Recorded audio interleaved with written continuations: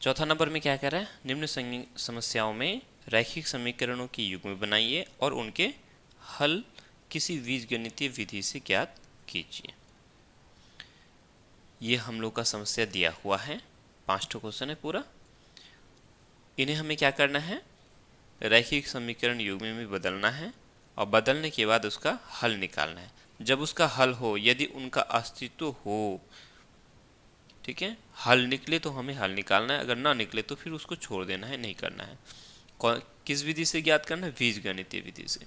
बीजगणितीय विधि क्या होता है, बीजगणितीय विधि में 3 विधि है, हम लोगों ने पढ़ा। एक होता है ग्राफीय विधि, उसके बाद बीजगणितीय विधि में 3 विधि होता है। एक होता है प्रतिस्थापन विधि, एक होता है विलोपन विधि और तीसरा होता है वज्र गुणन विधि। इस प्रश्नावली में हम लोग वज्र गुणन विधि के बारे में ही ज़्यादातर पढ़ते हैं, ठीक है। तो एक एक करके हम लोग बनाते हैं। पहला नंबर सहूलियत के लिए मैंने पहले से ही इसको जो है लिख कर रख चुका है। चलो, इसमें क्या कह रहा है, एक छात्रावास के मासिक व्यय, मासिक कहते हैं महीने का, व्यय मतलब खर्च, एक भाग नियत है, मतलब महीने में जितना भी खर्च होता है ना, उसमें एक हिस्सा जो है नियत है, मतलब आप जितना भी खर्च करोगे ना, एक नियत खर्चा उसमें जोड़ा जाता है। उसमें आप चाहे खाओ पियो रहो या ना रहो, आपने एडमिशन लिया, वहाँ कुछ दिन रहा, आपको एक नियत खर्चा देना पड़ेगा।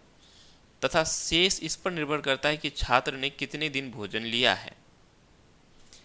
जब एक विद्यार्थी ए को जो 20 दिन भोजन करता है, 1000 रुपये देना पड़ता है,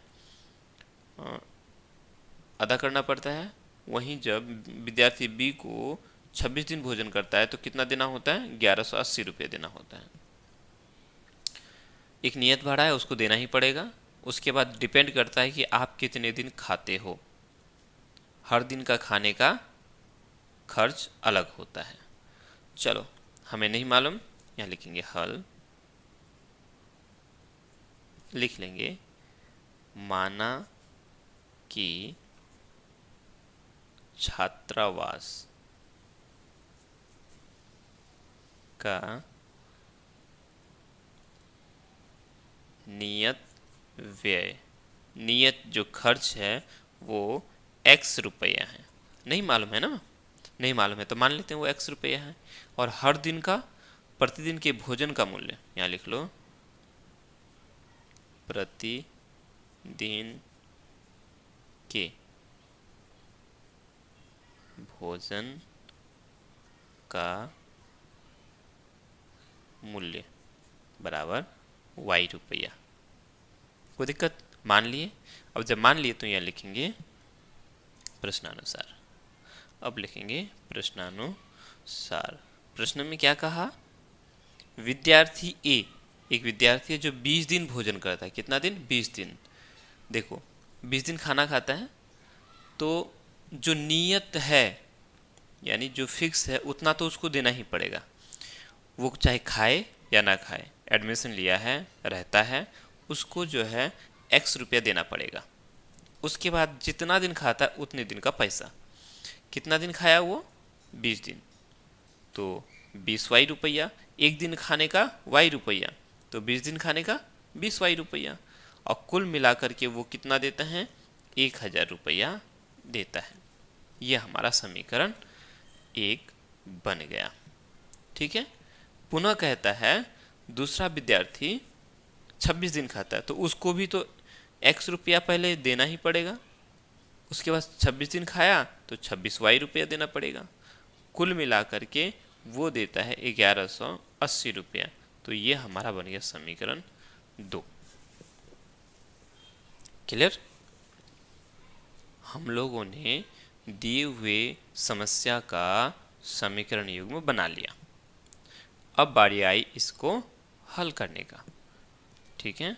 तो पहले हम ये चेक कर लेते हैं कि इसका हल निकलेगा कि नहीं है। हल निकलेगा या नहीं हम कैसे चेक करेंगे, a1/a2, b1/b2 और c1/c2 निकाल के। तो a1 मेरा 1 है और b1 मेरा 1 है, मतलब ये x किसके साथ गुना रहा है, 1 के साथ, ये x 1 के साथ। तो a1 1 और b1 1, 1/1 1 हो गया।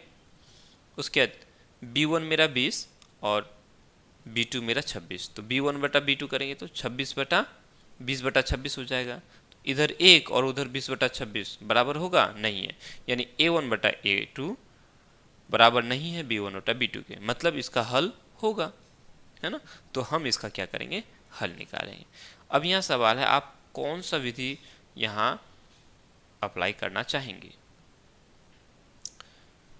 चाहे तो प्रतिस्थापन विधि करो या विलोपन विधि करो या फिर वज्र गुणन विधि करो। तो वज्र गुणन विधि में यहाँ हमें विलोपन विधि ज़्यादा उपयुक्त लगेगा, क्योंकि x देखो x नज़र आ रहा है, अगर हम समीकरण 1 में से समीकरण 2 या फिर समीकरण 2 में से समीकरण 1 को अगर घटा देंगे तो x कैंसिल हो जाएगा, x डिलीट हो जाएगा, यहाँ सीधा y का मान निकल जाएगा। तो यहाँ हम लोग विलोपन विधि अप्लाई कर लेते हैं, ठीक है।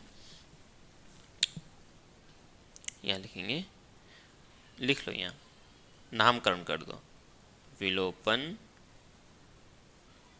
विधि से हल। चलो क्या करना है, समीकरण 2 बड़ा है तो समीकरण 2 से कर लो, ठीक है। यहाँ गुना भाग करने की जरूरत नहीं है, x बराबर है दोनों जगह तो x घट जाएगा, है ना। x में से x चला जाएगा तो क्या हो जाएगा, खत्म हो जाएगा। x को डिलीट करना है, विलुप्त करना है, गायब करना है, भगाना है, हटाना है, छुपाना है ना। तो लिखेंगे समीकरण 2 घटा 1, समीकरण 2 घटा 1 लिख लिया। अब समीकरण 2 क्या है, x जोड़ 26y बराबर 1180। और समीकरण 1 क्या है, पहले समीकरण 2 लिखा तो समीकरण 2, उसके बाद समीकरण 1 लिखा तो अब लिखना है समीकरण 1 को, x जोड़ 20y बराबर 1000। इस तरह से अब लाइन खींच देना है। अब हम यहाँ देखेंगे, देखो चूंकि हम घटा रहे हैं, अगर जोड़ते तो चिन्ह नहीं बदलते, चूंकि हम लोग घटा रहे हैं तो इस x का चिन्ह कुछ नहीं, मतलब जोड़ है तो इसका चिन्ह बदल जाएगा, घटा हो जाएगा। इसका चिन्ह जोड़ है मतलब इसका घटा हो जाएगा, इसका चिन्ह जोड़ है मतलब ये घटा हो जाएगा। तो x में से x खत्म हो गया, कैंसिल हो गया। ये 26 में से 20 चला गया, 26y जोड़ में और ये 20y घटा में हो गया, ठीक है। तो 26 में से 20 चला गया, 6y बराबर, अब देखो 1180 में से 1000 चला गया तो कितना बच गया, 180 बच गया, है ना। तो यहाँ से हम लोग का y का मान निकल गया, y का मान निकल गया, कितना हो जाएगा, 180 बटा 6 हो गया। अब 6 का पहाड़ा तो पढ़ना आता है, 6 का 6 और 6 तिया 18 मतलब 30 हो जाएगा ना। 30 बार में 6 का 6 और 6 तिया 18, 30 बार में कट गया, तो y का मान कितना आ गया, 30 आ गया, यानी एक दिन का खर्चा 30। अब हमें क्या करना है, x का मान निकालना है, नियत खर्चा भी तो निकालना है। तो हम क्या करेंगे, इस y का मान को किसी एक समीकरण में बैठा देंगे, समीकरण 1 में बैठा देंगे क्योंकि ये छोटा छोटा मान है ना। चलो यहाँ लिखेंगे, अब y का मान समीकरण 1 में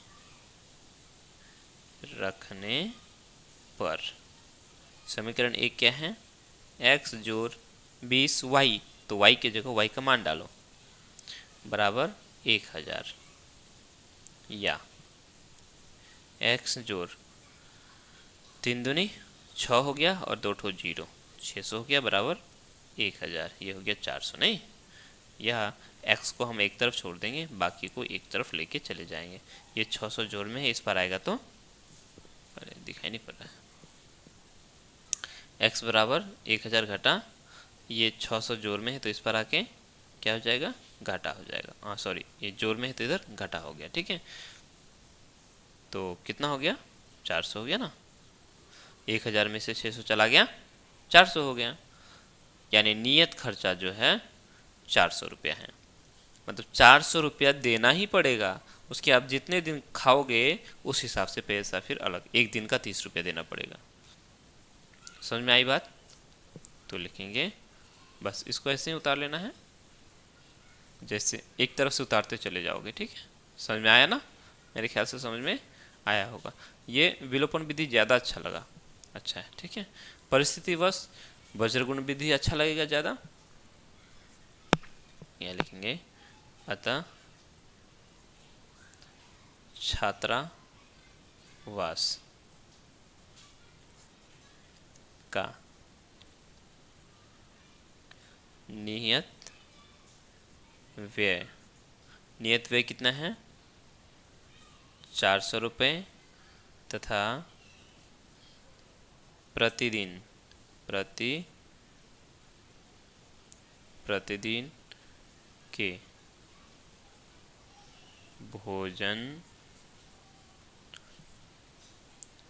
का मूल्य 30 रुपये है। क्लियर। मान के चलते अगर कोई विद्यार्थी 5 दिन खाता है तो उसको कितना देना पड़ेगा, 400 रुपया तो उसको देना ही पड़ेगा, और साथ में 5 दिन का कितना रुपया हो जाता है, 30 रुपया करके 5 या 15, 150 और 400, 550 रुपया उसको देना पड़ेगा। समझ में आई बात। चलो आशा करते हैं आप लोग को समझ में आया होगा।